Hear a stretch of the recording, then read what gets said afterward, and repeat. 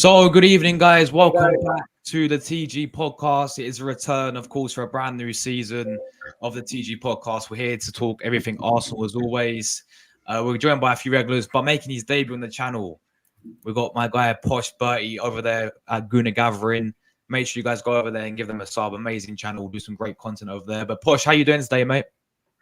thank you very much. I'm doing good, thank you. It's been a long time coming, but I'm on your channel at last. Good to see you. I'm looking forward to our discussion. Yeah, big up yourself, my guy. And we're also joined, of course, by Rory and Thom. How you guys doing? You all good? Yeah, good. Long time coming. I mean, it feels like it's been an eternity. I mean, club football is where we want to be, man. None of this England BS. Just club football is my go-to. But yeah, I'm doing good. Yeah, I've missed it as well, to be fair. I'm looking forward to Sunday going up. So yeah, I've missed it. Big up, guys. Big up the chat as well. We've got AFC always inside. Big up to you, bro. Big up to Mina. Big up my guy Carl Walsh Gunner as well, man. Hope you've been keeping well, bro. Great to see you as well. Guys, this is the channel right here. Guna Gathering. Make sure you go over there, drop them a sub. That's the channel right there. We've got Jordan inside as well, guys. Get your thoughts in down below on everything we're going to discuss. I want to start with, of course, pre-season so far. Obviously, we played in the States against 3 Premier League opposition. Against Bournemouth, 1-1. United, we beat them 2-1. I know we lost some penalties, but in normal time, we beat them 2-1. And obviously, Liverpool, we lost 2-1. And yesterday, we absolutely battered the Invincibles, the German Invincibles, Leverkusen. And obviously, we do play one more game on Sunday. As Thom said, he's going to it as well against Lyon. So that'll be interesting to see what happens there. That is Emirates Cup. But I'll come to Posh first of all. What's been your thoughts on Arsenal's pre-season? You know, if any of performances from individuals impressed you, or what have you made of the pre-season so far, man? So I always like to say that these friendlies are certainly not the be-all and end-all of our season. It's important to remember that. But I think the game yesterday, I managed to watch most of it, and I was very encouraged, very impressed by some of the performances. But aside from that game, I was pleased to see a lot of regular game time for Ethan Nwaneri, who I think has done very well. But we had a lot of good performances against Leverkusen yesterday, in particular from certain players that I don't usually expect to have mostly good performances. But I was pleased about yesterday, but like I said, these preseason games don't judge us on these games because they don't really matter, if that makes sense. Yeah, no, 100%. And I agree with you. I remember years ago we played PSG when we had Emery, right? We battered them 5-1. I was like, and I got a bit gassed over it. And then, well, of course, we know what Yaya Sanogo got 4 goals at one point. Yeah, against Benfica, wasn't it? In the Emirates Cup, we won about 5-6-0. Yaya Sanogo, yeah. So it is.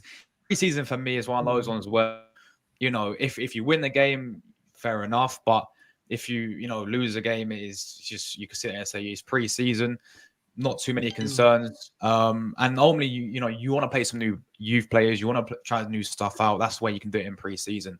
But facts there. But I'll come to you next, Thom, bro. What's been your overall assessment of this preseason so far with Arsenal? Well, I think the main thing that I kind of want to highlight from this pre-season is kind of similar to what's already been said, but, you know, the young players getting a chance, you know. Yes, it's only pre-season and it's the best opportunity for them to get minutes, but Arteta has been criticised for not giving the youth a chance, but I think he's done that in this pre-season, which he hasn't really done over the last few years, even in pre-season. So I'm happy with that. Ethan Nwaneri, Miles Lewis-Skelly, Aiden Heaven, got his name right. I think he's going under the radar as well. I think he's been good. So yeah, I think, you know, they've been putting in good performances, and if they continue how they've been doing over pre-season, they will make their first team debut soon, I think. Yeah, no, for sure, man. I've been really impressed. I think the two that stand out for me the most was Nwaneri and Lewis-Skelly. I thought it's good to see that Arteta is giving the youth a chance, because I agree. Yeah, I think previous seasons we've seen where he's had opportunities to give youth players a chance, but he hasn't. But this is the first time I've really seen this manager in this preseason give players like Haven, who's 17, that Nicholas guy, that Josh Nicholas guy. He looks a bit tiny to be a defender, if I'm being honest, but he'll learn and he'll develop. I think he's 16, 17 as well. So, but I think the main two that impressed me with Nwaneri and Lewis. Hyen got a chance as well, didn't he? Say that again. Hyen got a chance as well. Oh yeah, didn't the he? Estonian goalkeeper, right? Yeah, the youngster. He's Looks like he's off to Spain. but yeah, he's going on loan, isn't he, as well? So yeah, it's great to see the youth get a chance in the preseason as well. But Rory, bro, what about yourself? What have you made of the preseason, and is any sort of individuals that you've been impressed with? Yeah, in terms of the performances, I don't think they've been that bad, to be honest. I mean, in pre-season, I reckon performances matter rather than the results. And I think some of the youngsters have stood out. Nwaneri in particular and Lewis Skelly have been really impressed with. I think Hyen's done okay in goal. Heaven, other than him getting roasted by Hoyland, he's actually looked half decent, but I still don't think he is ready for the first team yet. However, in terms of Nwaneri, I think he does look ready for this first team. Not starting like every single game, but perhaps maybe give him a few minutes off the bench if we need him, and we're trailing by a goal or two and we need something different in midfield. Not just him coming off the bench when we're 3 or 4 goals up. I kind of want him to get some proper playing time, whether that's in the Carabao Cup and the FA Cup as well. I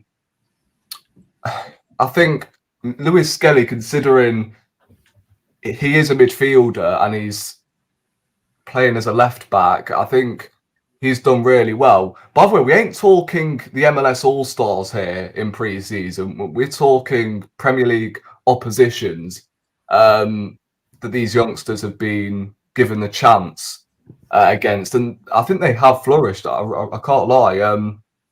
I think some first teamers have really stood out as well. The likes of I think Martinelli's looked sharp. I think Ben White's looked sharp. Odegaard looks really good as well. I think the only disappointments are the players that are just dead wood, to be honest. I can't lie. Kivior, Nelson. Although, actually, no, Nelson's actually done okay, to be honest. But I look at the likes of Kivior and Zinchenko was looking shaky, but he actually had a good game against Leverkusen yesterday. But still, I'm not a fan of him playing as the left back. You got Zinchenko, Kivior, Fabio Vieira's another one who I'm just still not convinced by.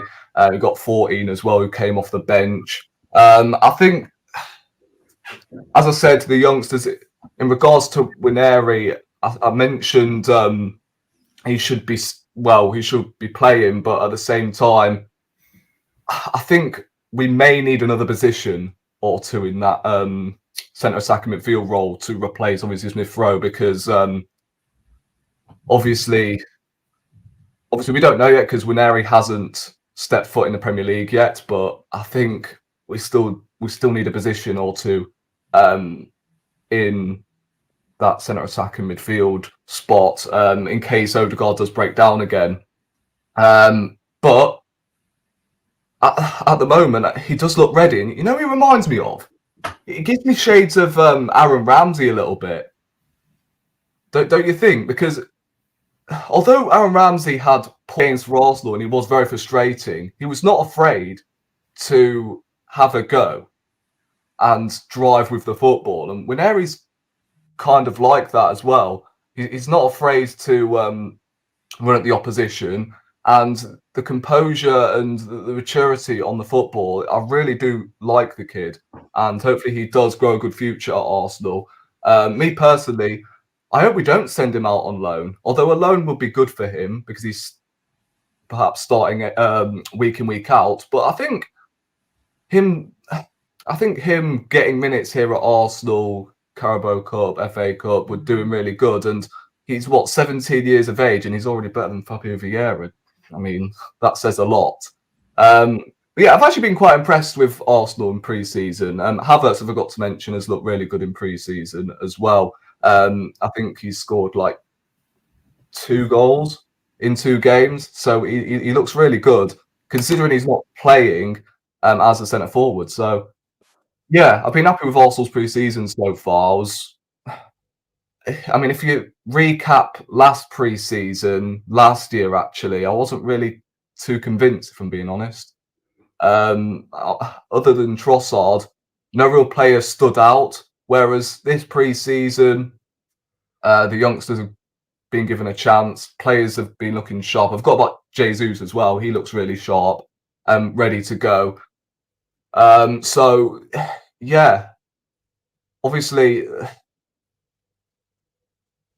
pre-season it doesn't matter, does it? Like obviously I'm going to judge this team when the Premier League actually kicks off, but so far what I'm seeing, I think considering we've had what 2 months off, 2 or 3 months off due to the Euros, and we've been missing like 6 key players. I think we've done okay, to be honest, considering the results weren't great in the US. That Leverkusen game yesterday kind of gave me hope, to be honest. I can't lie. Yeah, for sure, man. For sure. Very well said there, indeed. Yeah, obviously we could do face our next game against Lyon, as I said, guys, on Sunday in the Emirates Cup, of course, and then the season does start against Wolves. I think we'll do a podcast again next week, sort of doing the season predictions with Arsenal, like where we're finishing League Cup, FA Cup, and all that, etc. So that'll be next week, guys. But I want to move to the next topic, guys. We're going to talk a bit about transfers. Mikel Merino. Of course, lots to talk about him. Also, we did sign Calaflori initially, and it's been a bit slow after that, guys. I mean, I know we've got 3 weeks left, but we also got literally 10 days until the Premier League season starts. And I want to be prepared. I think we all want to be prepared. I think last season, we had 3 signings in before the first game of the season against Forest. So it's kind of like, I mean, with this whole Moreno deal, the talk is it's getting closer. The talk is advancing. Today, Solskjaer had a friendly, and he was not included in the squad. Was nowhere near to being seen in the squad. And we all heard about the Zubimendi rumours to Liverpool. But yeah, I'll come to Posh first, of course. 2 questions. Like, firstly, for you, your thoughts on the player and on this signing, and secondly as well, with the whole Zubimendi possibly against Liverpool. Could that play an effect in this deal, considering that Will Solskjaer had to really sell both midfielders? Yeah, I was about to mention that actually, because I know it's all rumours at the minute, but there's talk of Zubimendi going to Liverpool. And if that does happen, can you really see Sociedad letting 2 of their best midfielders go? It's pretty tricky to see that. But with Merino, if the deal does happen, remember it's all ifs and buts at the minute. I think it sounds quite good. I think I'll be honest. I haven't seen Merino play week in, week out, but of course he got that last minute goal for Spain against Germany. So I think that shows a bit of a sign that he can be a big game player. So much like Trossard, it's what we need, another big game player. And as I mentioned, Partey, he's not going to get any younger. Jorginho is certainly not going to get any younger. And we've just got rid of Smith Rowe. So I think it is useful for us to have another midfielder. And Marino looks quite dependable. So if this transfer is going to be sorted out, then I'd be quite interested by that signing. But of course, nothing's all said and done at the moment. So who knows what may happen? But I hope we do sign a player at the moment, because going into this season, only signing 1 player in a position where the 2 positions that I think we had to sign haven't been done yet. I'm not at all. I'm not really that confident as much as I was going into last season. But I think we'll get to that in a minute. But I'm hoping we can get the Merino deal done. Yeah, for sure. And Thom, I'll come to you next. Obviously, is Is that a concern if obviously Zubimendi goes to Liverpool? Could they still possibly fall through with Merino? Um, I, I don't think so. I think if they both leave, Real Sociedad could be, in a position to take the money, maybe invest in the new players that can reach the Zubimendi and Moreno levels. But, they're going to want to keep them because they're some of their best players, Euro 2024 winners. So, their stock's going to be high. There's going to be lots of interest in them. But if we can just sign anyone, really, anyone, whether that be a forward, Moreno, Eze, we don't need a defender. I do think we need a sign in wherever it may be. Just like keep it fresh, Smith Rowe's gone. A few other players will probably be leaving. So just get some signings in. I think that's the takeaway from this. So yeah. Yeah, and obviously, as we're looking to sign Merino over anyone as a midfielder, do you see him as that? I've seen a lot of people saying, the perfect Granit Xhaka replacement. Are you in the same boat as that, Thom? Do you see him coming in and being on, playing consistently next season as our number 8? I think it'll be interesting to see, really, because I think he's also got the attributes to play as a 6, and maybe Arteta sees Rice as an 8. So I think it will be interesting to see, really, where this whole midfield, how it's all going to shape up. If Rice will be as an 8 and Moreno will be as a 6, or if it'll be the other way around. So yeah, I'm looking forward to it if it does go through. Yeah, and Rory, bro, same question to you, man. With the whole, obviously, I know Merino was left out of the squad today with Sociedad. Zubimendi was included. But if that deal did obviously go through and he goes to Liverpool, can you really see both them selling both their midfielders, Sociedad, or will they look at it and say, you know what, we can get good money for Zubimendi. I think he's got release cost of 50 something million. I know Merino will be a bit cheaper. We can get him for around 30, 25 million. But what do you see?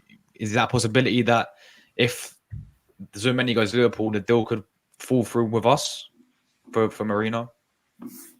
Yeah, you know what? I think Real Sociedad will lose both, actually. I really do. I could be wrong. I think the turning point could well be perhaps like which transfer goes through first. If the Moreno deal goes through first at Arsenal, then maybe that will encourage Zubimendi to stay at Real Sociedad. However, on the balance of play, you've got Zubimendi linked with Liverpool. He goes to Liverpool before we sign Moreno. We know what Arsenal are like in transfer windows. We're linked with a player and it takes 3 or 4 weeks for us to put a bid in.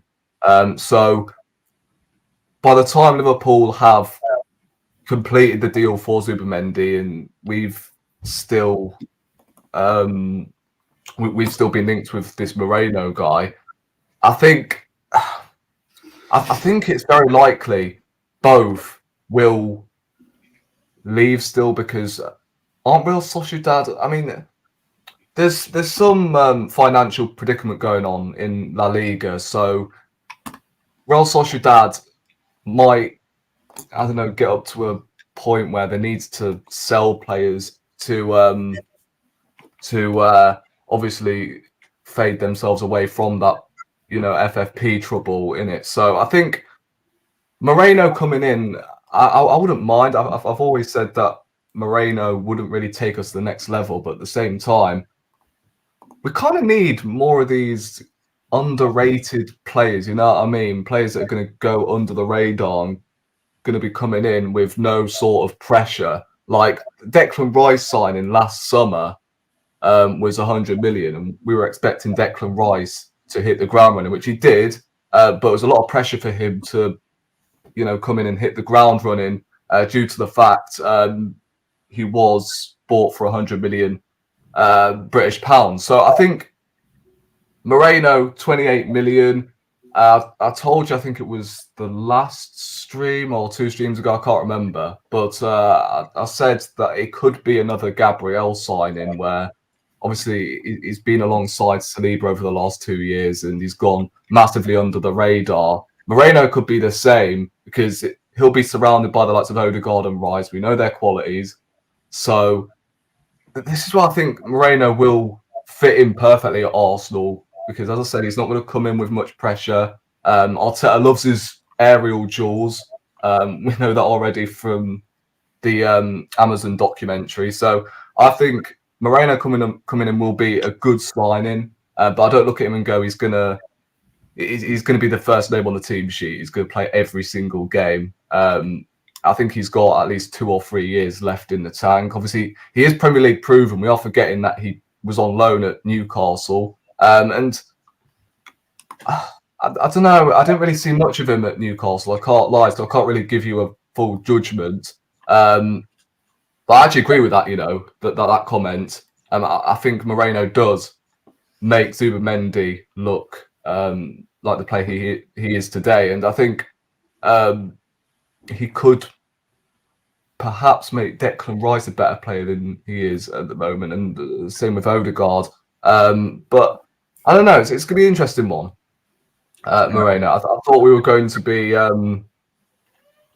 interested in, of course, Zubimendi this summer and Bruno Guimaraes to an extent as well. There were rumours circulating that we were going to be linked with Bruno and Jesus Christ, Zubimendi, because we had a pre-agreement in place for Zubimendi, but he didn't want to leave. And now we're going for Moreno. So Moreno isn't really my first choice. Let's just clear that up. But I think him coming in, I wouldn't mind. I really wouldn't. This comment here as well, big up my guy Lloyd every time as well. Hope you're well, man. It pretty much answers my question about what I was asking you guys, whether they'll sell both of them. They apparently sold 6 players. They sold 6 players last season alone. So, and he's saying that Real are selling club. Look at the history of their transfers. So yeah, there we go then. So I don't think we have to. That's not a concern if so many does eventually go to Liverpool as well. But yeah, I do agree with pretty much what everyone's saying about this deal and about this player. I think he's gonna come in. He's a bit more. I know he's 28, but yeah, that's the question as well. He's done it has he done it in the Prem for Newcastle? Is that I think 1 season? I don't really remember him. Yeah, he was on loan. On loan, was it? Yeah, he had a loan for 1 season. Can he come back and sort of hit the ground running? Time will tell for sure. But looking at that one is advancing, guys. Right, my next topic I want to get off the chest really is: will Arsenal sign a striker this transfer window? Because I'm looking at yesterday, I'm thinking this is not what I'm thinking. I'm looking at on the mind of Arteta, right? He's looking at it and thinking, Jesus looking sharp. And don't get me twisted, I rate Jesus very highly as a player. I don't think he should be the main striker for next season. I think we can see him on the win. But anyway, he's looking at Jesus yesterday, looking really sharp in pre-season. Looking at Havertz playing in midfield, but knows he can play there. Obviously, last season he was centre forward for us majority of the season. Looking at Nketiah, obviously Marseille no longer in for Nketiah. Apparently the talk is Arteta wants Nketiah to stay. He's happy for him to stay next season. With the availability of strikers out there right now, we're not looking at Ivan Toney anymore. There's been he's actually linked with Spurs, our rivals. Isak's out of the question now. Newcastle not going to sell to us unless we're going to splash a lot of money, which I think we should personally. And I still want the striker. I think we need the striker. But would it surprise you guys? And I'll come to you first, Posh, with this. Would it surprise you if Arsenal didn't sign a striker and if Arteta will keep the same as last season? And if so, what would that result in? Would that be enough for Arsenal to win the league next season? So the 2 positions that I said we needed to sign the most was a striker and a backup for Saka, and we've not done that, and we've got a week to go until the season, which is ridiculous in my view. The transfer window has not been good for us in my opinion. Yes, I know we've signed Calafiori, but that's not exactly the position I wanted to deal with first. So I have been consistent throughout. We're not going to win the league unless we get a 20-plus goal a season striker. And I know that Mr. Meadows, if he's still in the chat, he's not going to like what I'm about to say. But Havertz and Jesus are not the 20-plus goal a season striker that we're not. We don't. They're not going to score that number of goals this season. They're not. They're both support strikers. They're both good backups, but they're not going to be like week in, week out, solid, regular, consistent goal scoring strikers, as I said. And that's ultimately what's going to cost us the league if we don't get one, aside with and it has been quite, so far, a weak transfer window from us. Hopefully we can get the Merino deal done, but that's another conversation. We should sign a striker. The likes of Isak, Tony, Ollie Watkins would have been great options. Even the player from Sporting, I don't know much about him, but at least sign somebody that can be good up front because the clock's ticking. And I think we need a player, as I said, 20-plus goals a season because Havertz and Jesus aren't it. And I know for certain that the number 14, as someone said, is not it either. And the fact we turned down 27 million for him, that's going to be something that we're going to deeply regret because he's not. I don't want to make this the Eddie Nketiah burial podcast, but he's not even worth 2 million. But anyway, that's all I'm going to say on that matter. Yeah, for sure. And I'm laughing because this guy next to us, right, Thom. Yeah, he's a massive fan of Eddie Nketiah. So someone has to be. Somehow. Yeah, of course. He's got his shirt and everything. He's a massive fan of him. But actually looking like the guy is staying, which obviously I disagree with. I know Posh disagrees. I know Rory disagrees with as well of this guy staying. But yeah, no, for sure, bro. I agree with you. Like, I still think we need that striker there, 100%. I think there was games last season which proved that. If we had that, you just have something different as well. That different type of striker, that different type of player compared to Havertz or Jesus. Because I agree with you. Like, Jesus, I rate him so highly as a player. But there's a reason why he's only scored 15 goals in his whole entire career. That's the highest he's ever scored. He's not a goal scorer. He's good. Everything else in terms of, very, very skillful, very, he's injury prone as well. Yeah, he is injury prone. But as a main striker for Arsenal next season, we're talking about a clinical goal scorer that we need. I don't think he's the guy. Doesn't mean I want him gone or anything. The one I do want gone, as Posh said, was Eddie Nketiah. I'm sorry, Thom, but he needs to go. But I do agree. Like, I would splash like we did with Declan Rice last season. We paid 100 million. I would splash this type of money on a Gyökeres or Osimhen personally. It doesn't look like it's gonna happen though. So I'll come to you next, Thom. Do we need a striker to win the league next season? I mean, I'm going to say it's a tough question, really, because last year we came really close without one. But at the same time, when Havertz was moved forward, he scored a lot of goals. When he's been moved forward in pre-season, he scored a lot of goals. And I think if we had played him up front for the whole of last season, he's good as an 8. I think he's good as an 8, but if we just ignore him as an 8 and play him up front for the whole season, instead of however long we played him up front for the last season, he probably would have scored a few more goals. So I'm going to say no. And I think Havertz is going to have the confidence, and I think he will score more goals this season. So I don't think I only think we're going to need one if we get rid of Nketiah or Jesus. So I'm going to say no as it stands. But I think this was earlier today. No, this was yesterday. Fabrizio tweeted. Nketiah still remains an option for Marseille.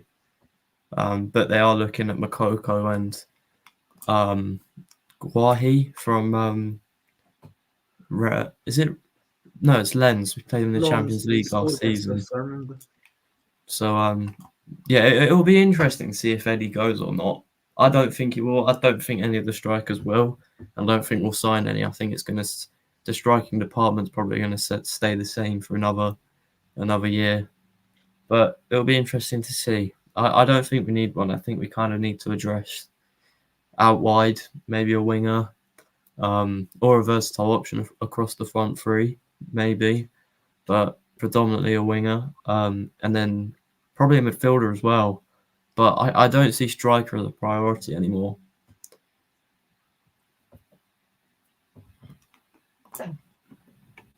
You're muted. Rookie error, man. I've been doing this how long and now I'm muted. Jesus. I was saying, yeah, I do hear where you're coming from. I do. I just, as you said with last season, we came very close to. Of course, we had one of our best seasons and we won nothing. But based on we, had the highest point tally in the Premier League since ever, really. The highest we've ever got. We still fell short to Man City. But again, I'll go back to the point. The games, they've made multiple games last season where we was all saying after doing our match reviews and after the game saying maybe we do need a striker, like a new striker there. But I hear, we are. I think that's what's going to happen as well. Is it wouldn't surprise me if we were to sign like a player who can play there, if that makes sense, like what do they call it? A wide forward who can play on the wing as well as that versatility there. It wouldn't surprise me whether that's like someone, I don't know, like we've been linked with like winners like what's his name? What's the guy's name, man? Williams. Yeah, Nico Williams. We looking at. Yeah. Obviously, he's saying at Athletic Bilbao now. But if it's a player like that, maybe like Mohamed. I love Mohamed Kudus. I wanted him even before when he's at Ajax as well. Players who could play across the front three. It wouldn't surprise me if we were to go with someone like that, then an out-and-out striker. Which for me, as I said, I want the out-and-out striker personally. But Rory, what do you make of this, man? Like, do you think Arsenal need that striker to win the league next season? Can I just quickly say, if you don't mind, go on. When you said about the fan reviews after the games, if you think about it, who did we have up top for those games? Against Villa, Havertz was in midfield. Yeah. Let's think of another one. West Ham, Havertz wasn't in the game. We had Jesus up front. Yeah. Fulham, Havertz wasn't up front. So I think the games that you're talking about, if we had maybe not a Jesus that's not confident up front or an Nketiah who's lacking in form, then maybe we would have done something. But yeah, I don't think we need a striker at the moment. Right, here's where I disagree because Havertz, despite when he was in confidence, in full flow, in these big games, Liverpool, Man City, both games against Bayern, where was he? It's not necessarily against just the small teams. I say small teams, but I'm not disrespecting the rest of the teams in the league, but you get what I mean. Chelsea are a small team, mate. Huh? Chelsea are a small team. Well, you support them, so. But yeah, like these games against Chelsea, Tottenham, fair enough. He scored against Tottenham and he scored against Brentford, both games against Brentford. But in these big games where we need your striker to step up, you look at the Tottenham Man City game, for instance. Man City were terrible, but who was there to step up?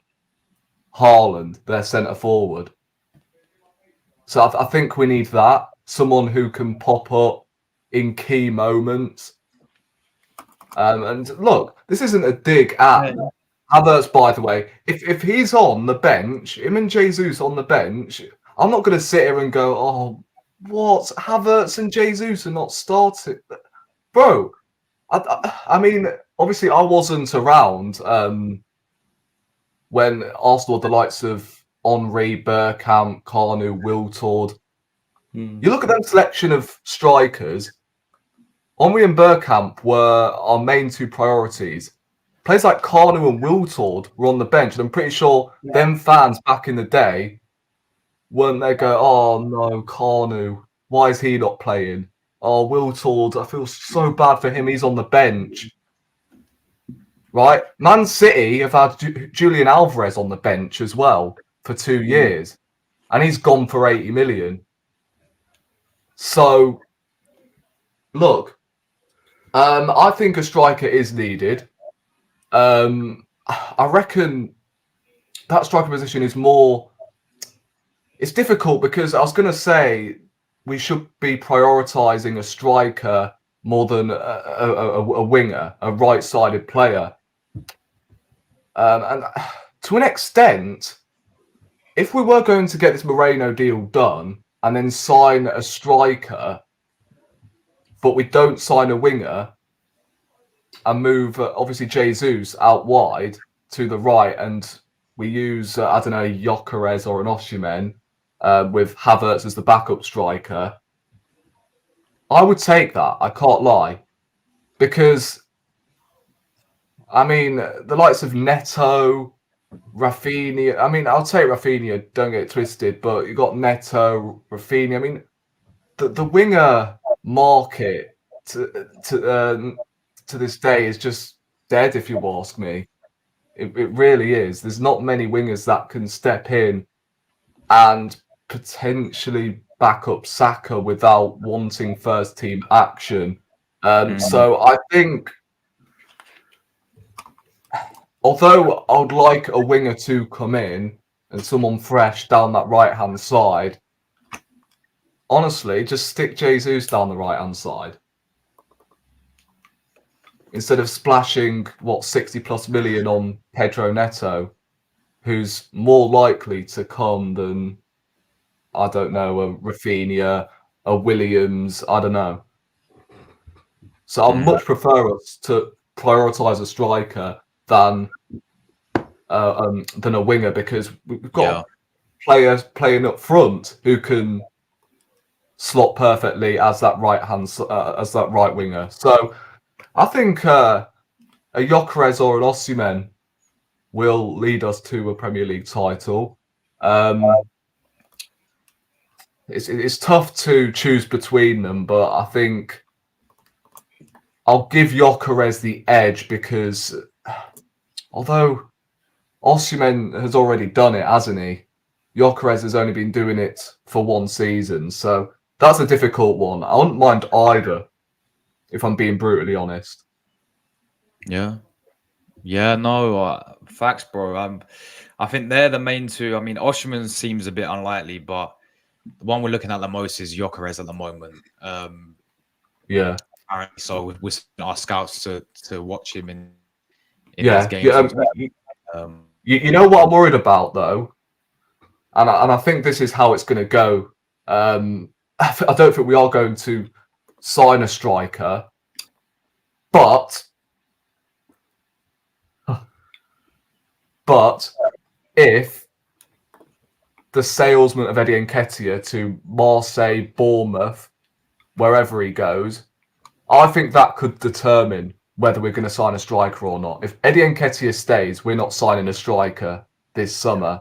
If he ends up going, then there's hope, because we've got to replace him.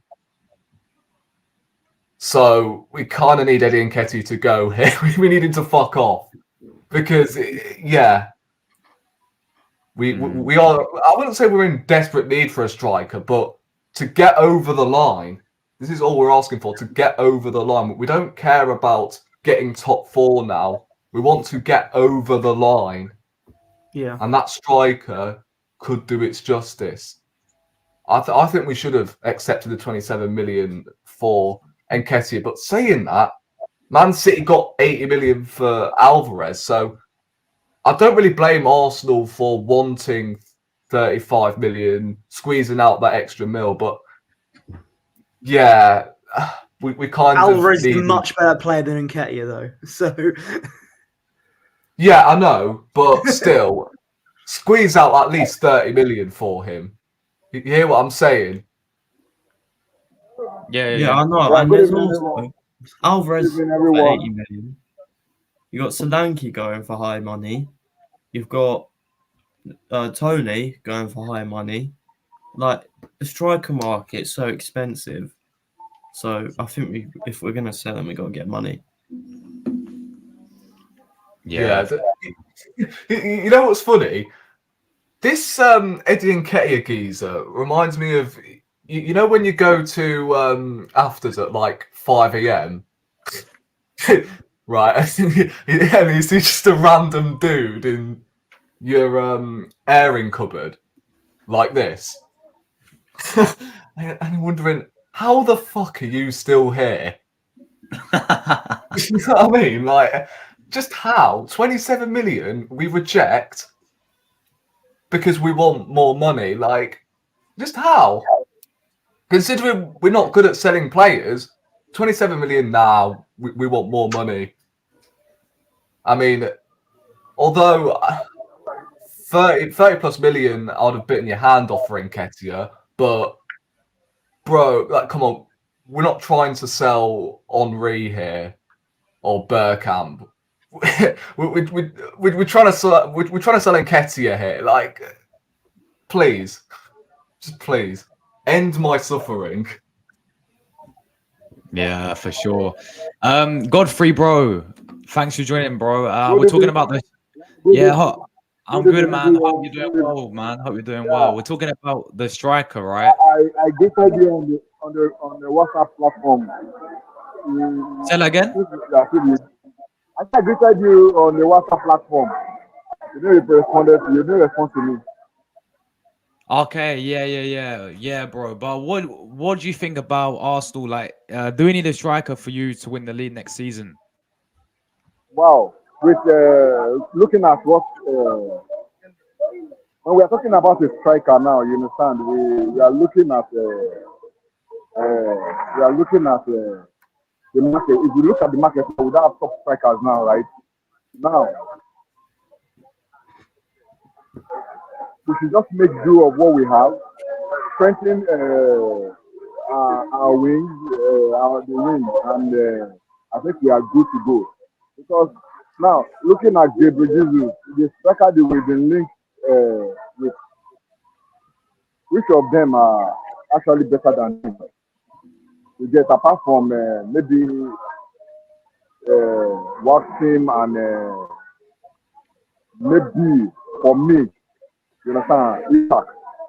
Yes, so I don't really see any striker that is actually a top class that can actually bench Gabriel Jesus. I think if we give the same support we give to Ava to Gabriel Jesus, we deliver this season coming in. Looking at the way he played yesterday against Liverpool, I think they are good to go with him. You understand? They are good to go with him. Okay, so you don't think we need one? You think we're good to go with Havertz and Jesus? The strikers we have out there right now are not the kind of strikers we actually. What about your fellow Nigerian Oshiman? For me, I don't. Osimhen, yes, he's a good a player, but not this kind of player we should get to play for us in Africa. You don't understand. So for me, Osimhen is, yes. If we really want to get Osimhen, yes, it's good, but that price tag is too much for Osimhen to put money on. Yeah, the price tag you're saying is too much. Yeah, that price tag is what I really have to do. Yeah, I do. I do see where you're coming from. Like, I don't see Arsenal paying that much for Osimhen whatsoever. If his price dropped, then I think we should be going all for him. I think Chelsea. I don't agree. I don't see it coming. His price tag can never be dropped. Yeah, it can't be dropped. Napoli, I think Napoli made down 130, and without that price, it's going nowhere. You understand? And I won't advise Arteta because you see last season, Osimhen did not play what he played last season. So why should we not go for him in that kind of with that kind of amount? You understand? Instead of going for Osimhen, I think we should just stick with the Brazil. Yeah, nah, fair enough, man. I do hear where you're coming from, bro. I do hear where you're coming from, but I mean, to be fair, I think we've got to. As a Nigeria, me, I would even advise you should sign Osimhen.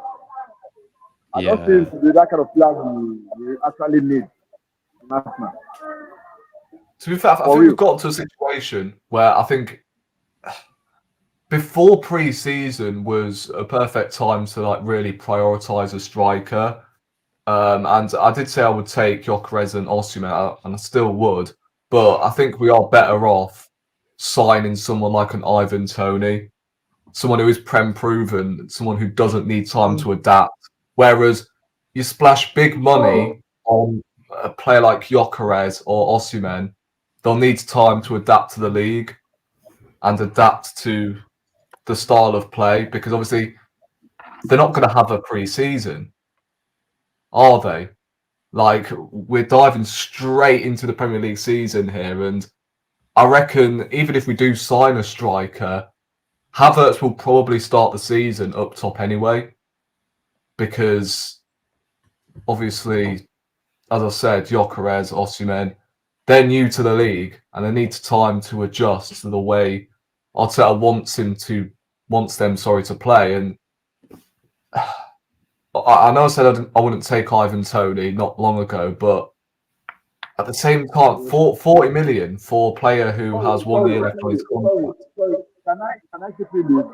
Instead of going for Osimhen, do you think Isak is not a better option than Osimhen, because Isak is tested in EPL? You understand? We know what he can do. You get him. Isak. Yeah. Isak of Newcastle. I think instead of wasting money on Osimhen, we should better go for Isak. You understand? Oh yeah, I thought Isak should be a better option. Yeah, Isak should be a better option than Osimhen compared to Osimhen. At least Isak will not be more than 40 million or 35 million thereabout. Yeah, I mean, like, after the links with Moreno and that, Isak would be perfect. Because not only he's got chemistry with Odegaard, but he's also got chemistry with Moreno as well.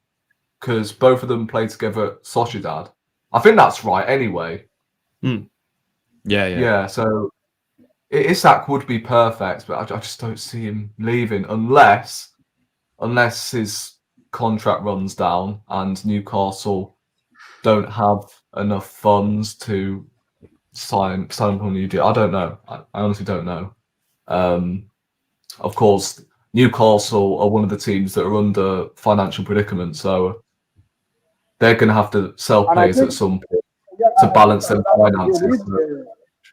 I think another thing again is Mikel Merino.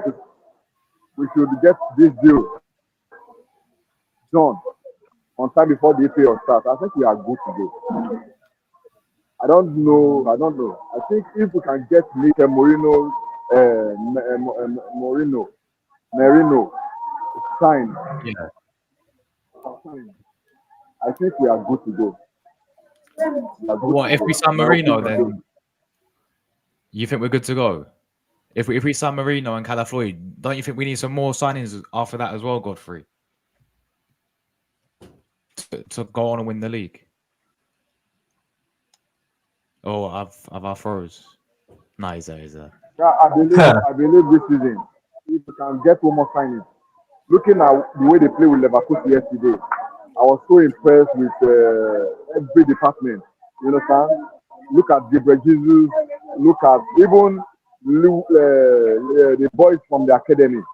You get like one area and Lewis Khalid. You get they really prove they prove that yes, they work that first team test. You understand? And everybody is hungry to fight.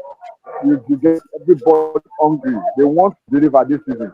You know, you can see the hunger in them that yes, they want this done this season. They've come so far for 2 seasons. coming finishing behind the Man City. I think this season should be our season if we can get one more attacker. Yeah, okay, fair enough, Godfrey, bro. Oh, by the way, I've just seen, in regards to Eddie Nketiah, I've literally just seen this now on Twitter. Yeah, same here. Yeah, that 27 million bid that got rejected makes it more I've seen this. foolish now. Ridiculous. Yeah, we now want 25 million. What? Good old transfer guru Edu, eh? So there's this French, basically, what's happened, there's this French journalist called Fabrice Hawkins. He's been doing a lot of work for Marseille. And he's reported that Marseille have had 2 bids rejected for this lens striker, Wolhi. So they're going to turn their attentions back to Eddie Nketiah, but we've lowered our price tag for him lower than their initial bid. I mean, it could be 25 million plus add-ons, perhaps. It's ridiculous. No, it's ridiculous. But I Let was me have a told look. that Edu was the greatest at negotiating. Oh no, he's one of the worst at negotiating. Don't get twisted. He's signed some really good players. He's signed players to get us back into a title charge, but Marseille have gone back. now, when it comes to selling players, he is the worst. I'm telling you now. Yeah, it might be a bit. Richard Garlick as well, our new CEO. Oh my days. Yeah. That's our new sporting director. But guys, just quickly before I ask this question, just on Timber, guys, with the injury, he's obviously missed 2 games now in pre-season, right? Liverpool and was not in the squad for neither Liverpool or Leverkusen. I'll come to you first, Posh. Obviously, we know he's had an ACL injury.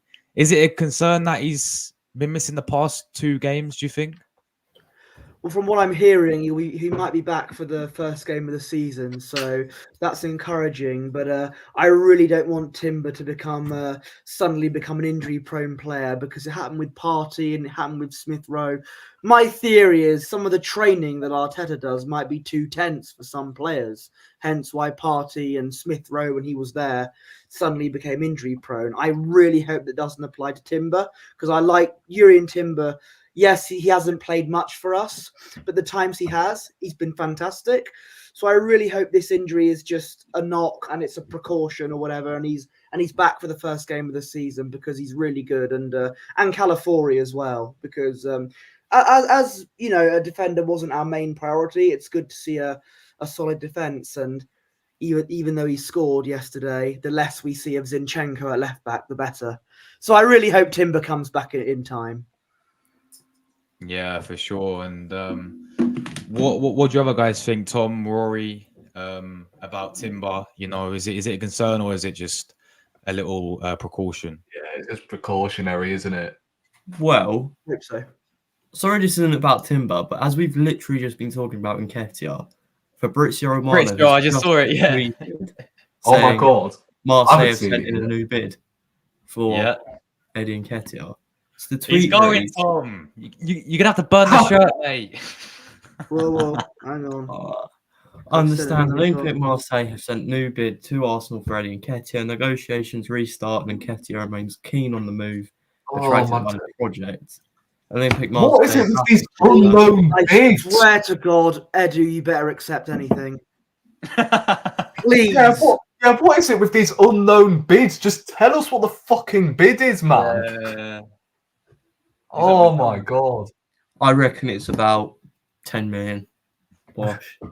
10 million in a packet. I'd have accepted that, to be honest. I'll accept that, yeah. It's crazy. But yeah, in regards to Timber, I mean, it's expected, isn't it? He's just come back from an ACL injury. And to those who have been moaning about us strengthening the left-back position, now you see why. Because Zinchenko can't play left-back.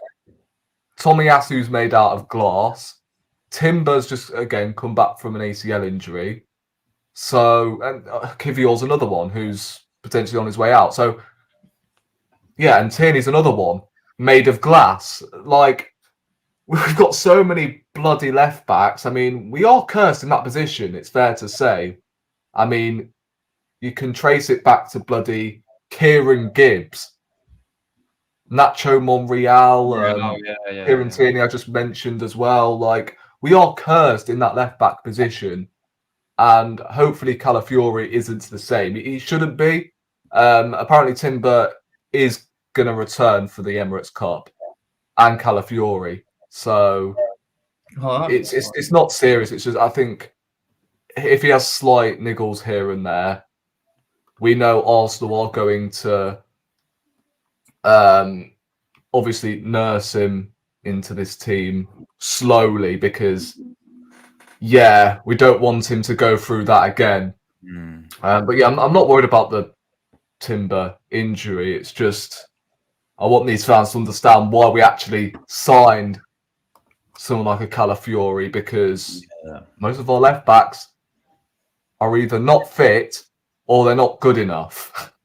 So yeah, and also I was hearing that Timber should be starting every single game next season ahead of the Calafiori, and I'm like, no. I've said this whole time, just treat him with care. He has just come back from an ACL injury. He's played, 2 games, maybe 3, in his Arsenal career so far. We're not counting pre-season. But, yeah, he's not playing every single game next season. He'll play the odd Carabao Cup, FA Cup game, but Calafiori should be the left back for me. That's if he does play left back. I was hearing assumptions about Gabriel getting replaced, which is just nonsense. Never heard so much nonsense in my life. I can't lie. Gabriel getting replaced, and then Timber replacing Calafiori, who's just come back from an ACL. It doesn't make sense. It's all gibberish in my eyes. There's no way you can rush Calafiori. There's no way we can rush Timber back. And the thing is, ACL injury, guys, as well. Like, I've seen so many examples of players getting the injury, right, and they don't. And I'm not saying it's going to happen to Timber, but it's point like this is why we shouldn't rush him back, because I think Hector Bellerin got ACL, Rob Holding, and people may laugh at what I'm saying, but Rob Holding was balling before he got ACL injury under to be fair, right? No, but Rob I've seen Holding. Bellerin was the same. Like, he was playing really well under Emery for like, I mean, a month or 2 maybe, but I don't really rate him whatsoever at Arsenal. But again, still, there was a time in the season where he was balling. But then he got the ACL game. That after the Northumberland derby. Yeah. That led to I've seen he was playing well. Even like Chiesa, like when Chiesa got ACL injury, after the Euros, look at him now. Like he's not that same player anymore. He's like the ACL players, right? These players get the ACL injuries. It's so important that as you said, Rory, like we can't rush him back, because, and I'm not saying he's that worse or anything, because what I've seen him in pre-season, Tim's looked decent in the games that I've seen of him this season. Yeah. So I'm not saying that. I'm just supporting that we don't rush him back. That's all. But anyway, guys, the final question is in the title. I'm going to go through every single one of you. And honestly, with what you've seen so far, with the pre-season, with the transfer window so far, I'll start with you, Posh. Is Arsenal ready for this new season, do you think, in terms of going and winning the league title? I hope so. That's the best answer I can give. I hope so, because I'm just as I said, I'm unsure about the striker positions. We've got a great defense. If all of our proper first team defenders are fit, it's just a striker problem I'm worried about, and of course to back up the Saka. I'm looking at our first 3 away games: away to Villa, away to Tottenham, and away to Man City. If we win even 2 of those games and draw one of them, preferably the City one, then that's good. Provided we, of course, win the 2 home games as well. But those first 3 away games determine how ready we are for this season, because those first 3 are tough. The away games, that is. But yeah. Mhm. Yeah, for sure. No, I agreed there, definitely. We got a very, very tough start. I think, as you said, I think we play Tottenham and City away back to back, isn't it? Back to As back. well. There's a Champions So League game in the middle of that. Champions League as well, yeah. Champions League game in there. I reckon More there'll be a games. League Cup game as well. League Cup game will be in there, I reckon, as Carabao Cup. And again, I'm saying that because I want this manager to take the cup seriously, and I want us to go far and win this League Cup. Sorry, please, how true is Timber's injury, please? Timber's injury. Yeah, it's just as precaution, Godfrey, bro. It's not. I wouldn't say it's anything to worry about, man. With Tim. What I will say, I think last season was the first time where I look at Arteta and go, yeah, he didn't actually throw away many of the cup competitions. Like the FA Cup, he went for a strong team. We lost 2-0. We didn't finish our chances. The Champions League, we reached quarterfinals. I don't think that was down to Arteta. I think that was down to individual mistakes in that first leg. That's where I felt like we lost the tie. The only cup competition I felt like he threw away was the Carabao Cup. Against West Ham, yeah. Yeah. But the FA Cup, Champions League, and obviously the Premier League he didn't throw away. So I've got a question. Though. I've got a question. Obviously, I'd love an FA Cup, but would you guys say your manager? We're fighting for the title again. We're deep into the Champions League. Would you be willing to give up a potential cup competition for, potential success in the league or Champions League? There are no guarantees, are they? Well, yeah, You win those competitions. Well, or yeah, not. obviously, 100%. But at the same time, if we're not in the title, well, say if we're in a title race come April, May time, and we've already won. I disagree with you. I disagree with you. I disagree with you. No, Man City. I disagree with you. I disagree with you. This season, I don't see anything stopping us now. I don't see anything stopping us now. This season, just mark my word down. This season, from April next year, the special gift of God. This is another my good after is greeting you. Big up to him, man. Big up to him. Legend. Big up OSG, bro. All right, so I don't see Arsenal slipping away with this title race. I don't see them doing that.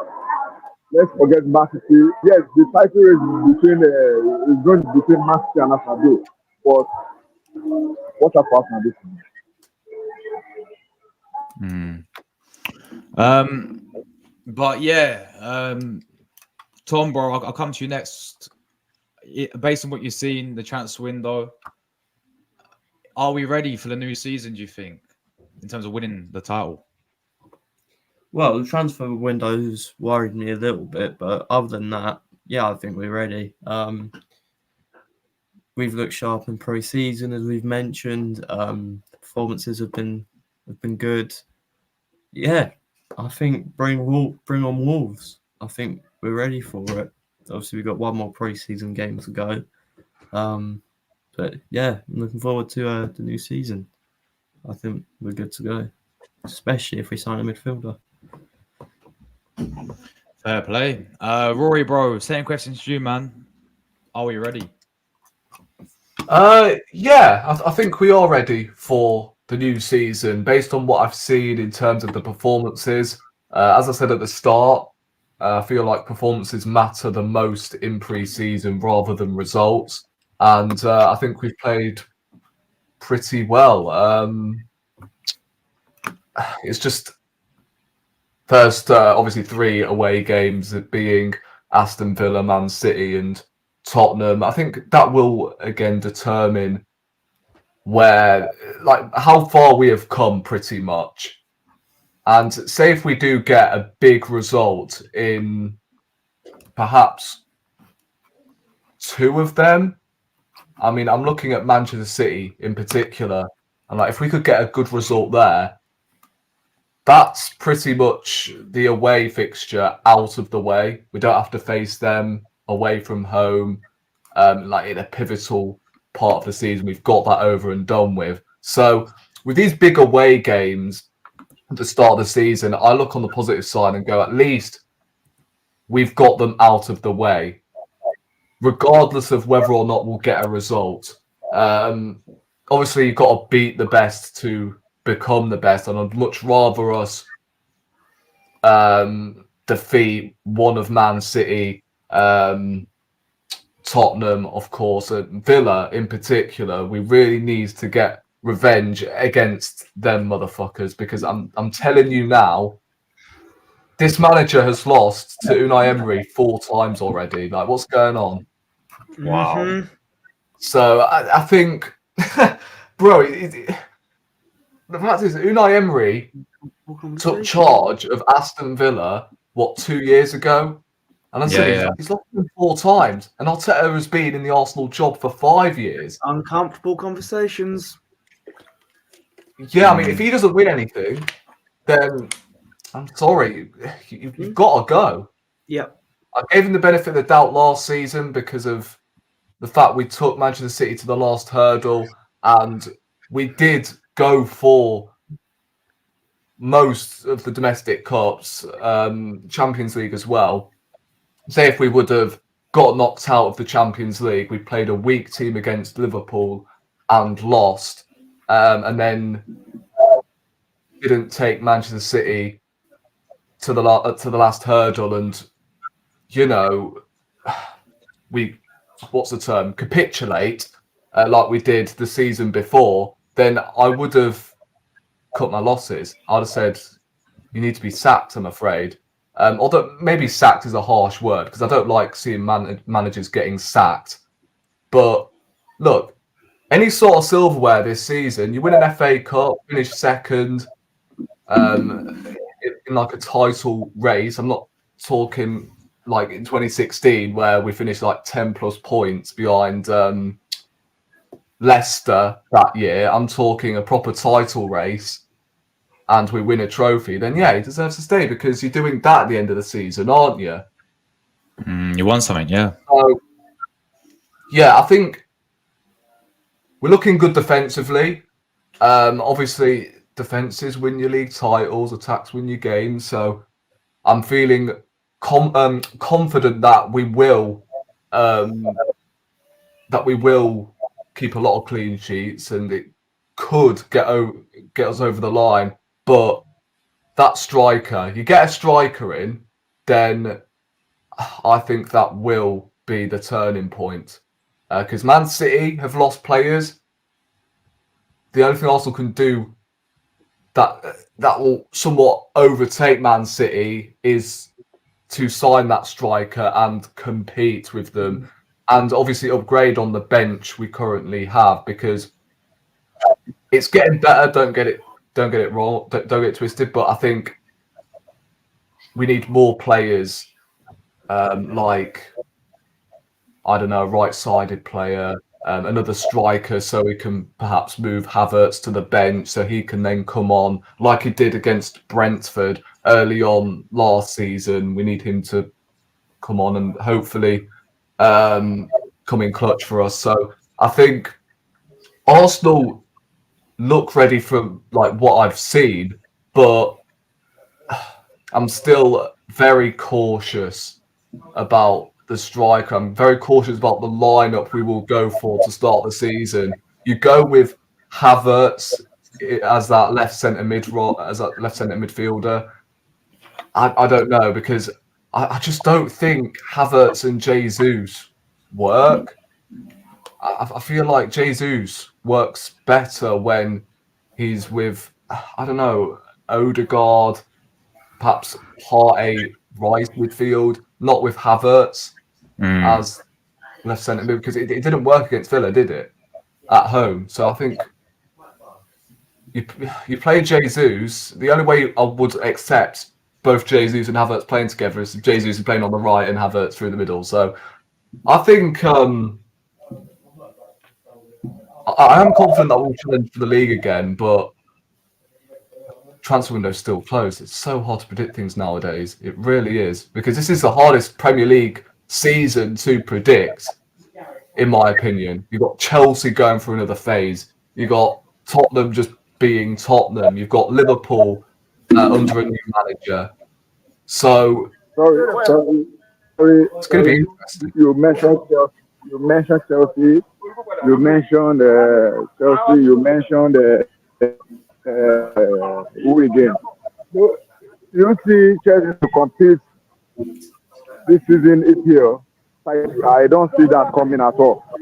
Give me Merino, and Arsenal is going on with the title.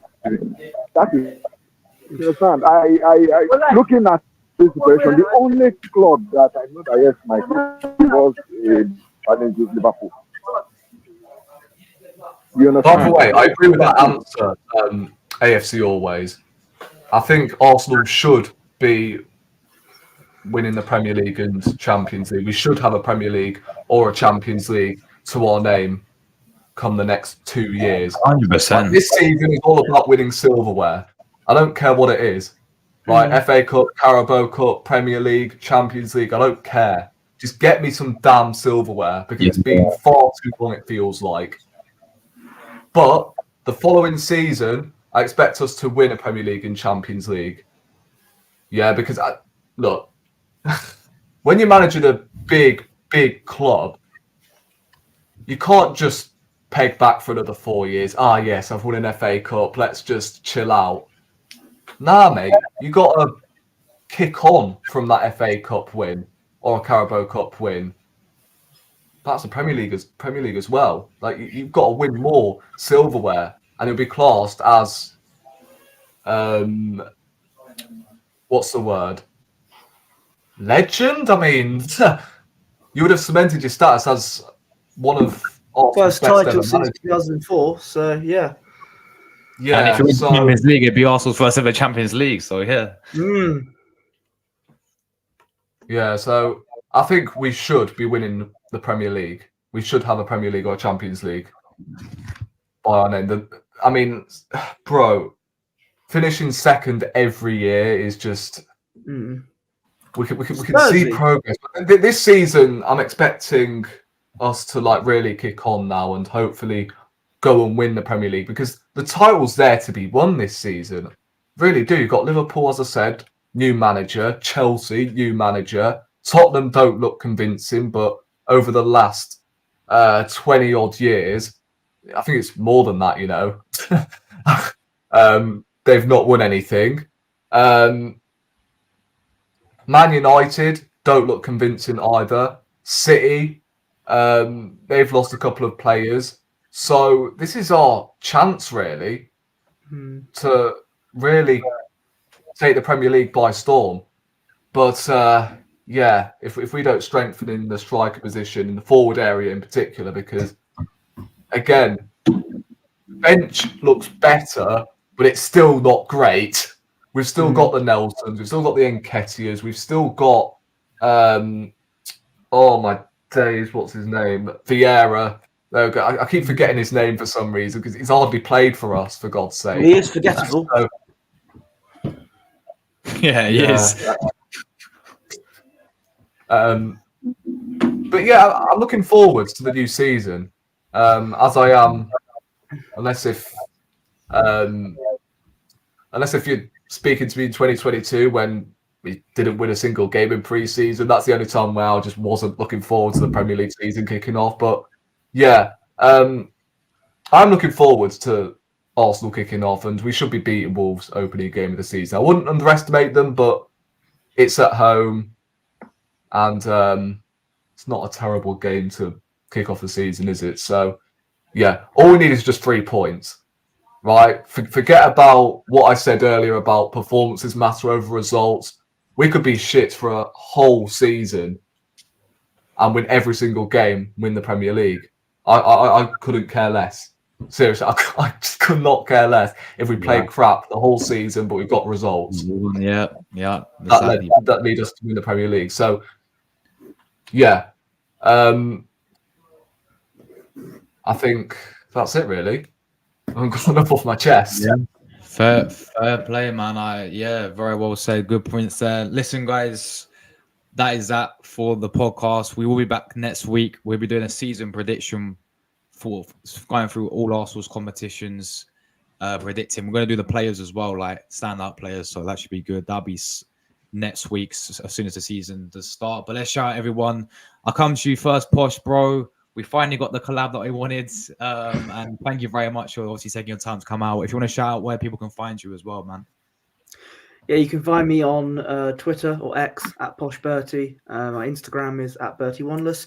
And I run Gooner Gathering's Instagram account, which is, of course, at Gooner Gathering. Speaking of which, you can also find me on YouTube with Lee Meadows, which is Gooner Gathering. That's the channel I'm part of.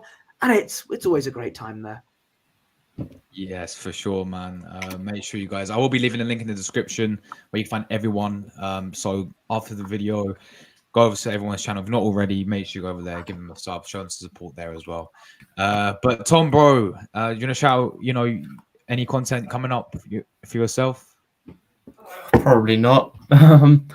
But yeah, you can find me on Twitter, YouTube, Instagram, all Thom edits. That's where you'll find me.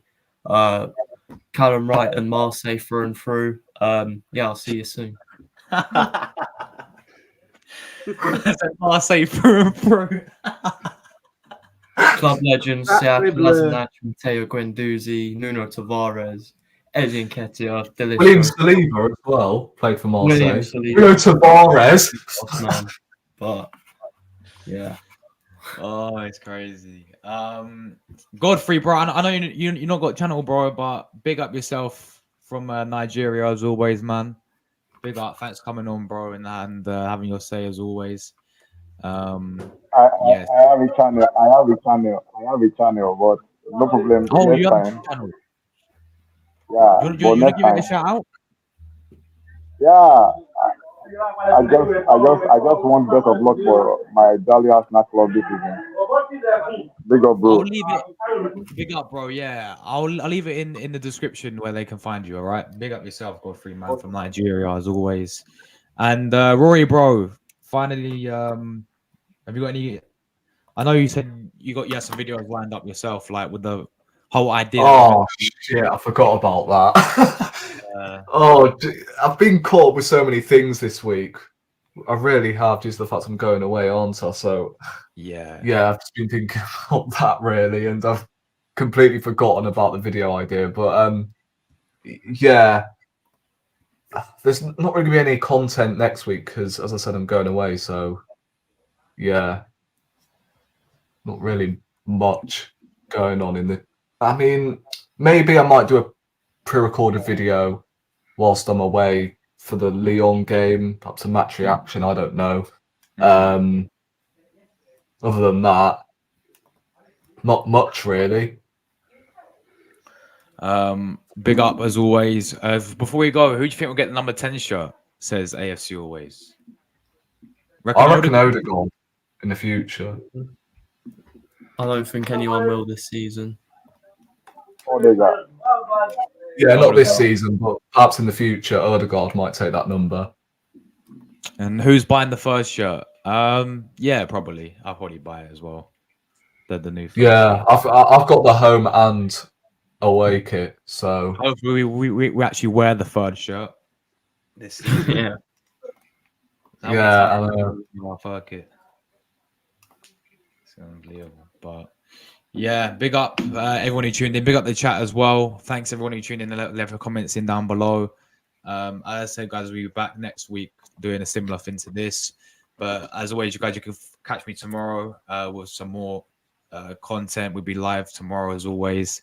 And then we'll be obviously live for Lyon match review off the game for the Emirates Cup. I know Thom's going to the game as well. So hope you enjoy it, man. And hopefully also put in a good performance. Because I know every time we play Lyon, I think the last time we played them was at 6-0. No, what am I on about? That's severe. But the last time we played Leon was in Dubai, weren't it? And we beat them 3-0 when we had them friendlies. So hopefully we could do the same. And there'll be no Lacazette, by the way, guys. Yeah. He's playing tomorrow for France, so he will not be available for that one. Does Maitland Niles still play for them? Yeah, he does. Yeah. I was looking at the squad he's today. not playing. They got Ben Rama as well. They got Ben Rama, former West Ham player as well. Yeah, he's average, isn't he? They ain't got a war anymore though. Hossim Awar. They ain't got him anymore. He's gone Saudi. Hasn't Nah, I'm telling you now, Hossim Awar was, for me, the new Draxler. Yeah. And Benzema, oh my god, that saga used to drive me insane. Every single window. But anyway, guys, big up as always. We're getting out of here. Have a. He just frozen on the outro. He's left already. Guys. He's left already. There we are. Oh. Oh. What's happening?